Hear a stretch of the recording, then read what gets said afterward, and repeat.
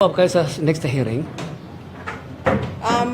Well, it remains to be seen, sir, no, sa pagkakaroon case-to-case basis may kung depende kung kinsay dunay madawat na invitation, depende po sa desisyon sa tao.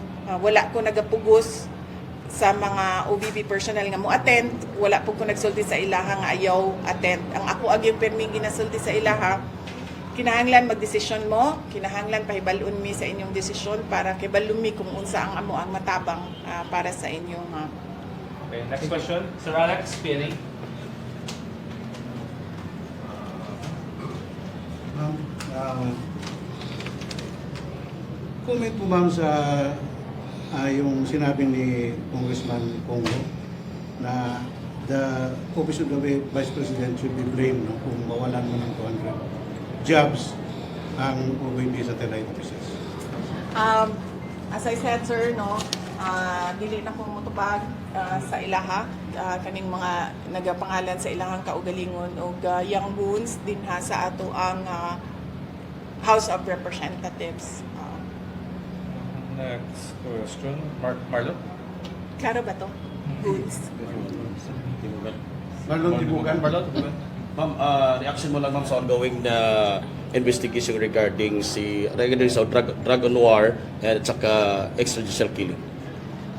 Yes. So, pareho po sa investigation nila sa Office of the Vice President, kung kinsa man tong mga ginapatawag, ginaingnan nako sila nga ilahan ng desisyon, personal na desisyon dapat sa tao kung mo attend siya o dili o pahibalon ko or pahibalon mi para kibalon mi kung unsa mo ang matabang sa tao nga mo attend or sa tao nga dili mo attend.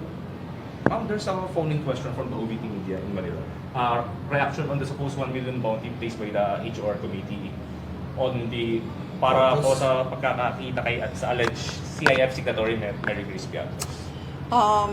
I have no comment on that, no, because I've not seen the acknowledgement receipt na kanilang sinasabi because basically lahat ng mga documents hindi siya dumadaan sa akin, dumidiretso siya sa SDO and sinasubmit siya sa ICFAO, yung office ng COA na gumagawa ng audit ng confidential funds.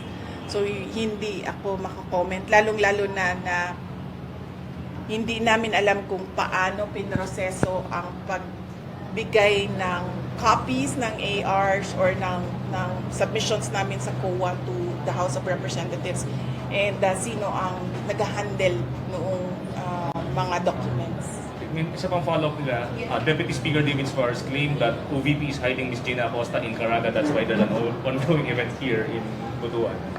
Well, alam naman ng lahat na it's the 89th anniversary of the Office of the Vice President and hindi lang Caraga ang merong activities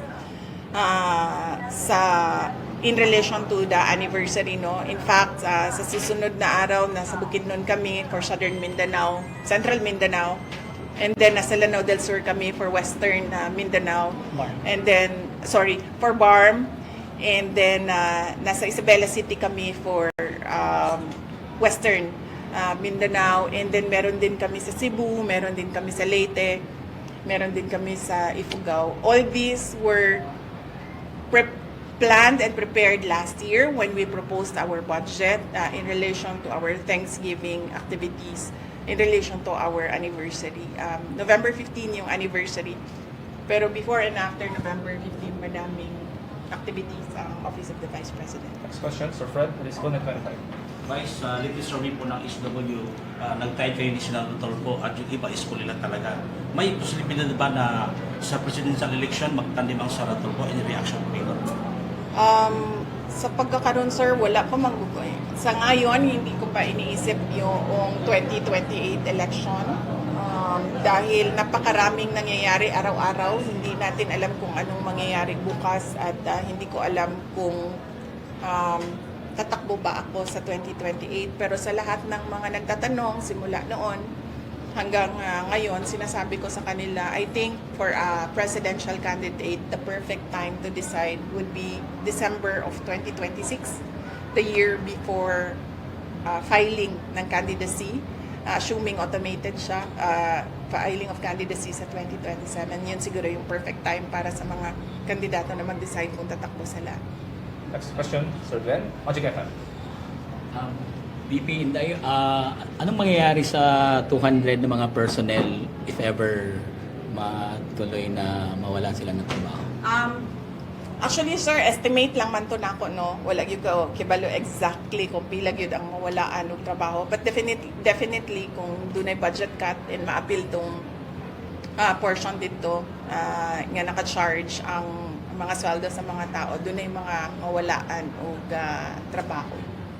Ma'am, there's a follow-up from the OVP media. Comment reaction of the Philippine government's prison exchange agreement with Indonesia to secure the repatriation of Mary Jane Veloso.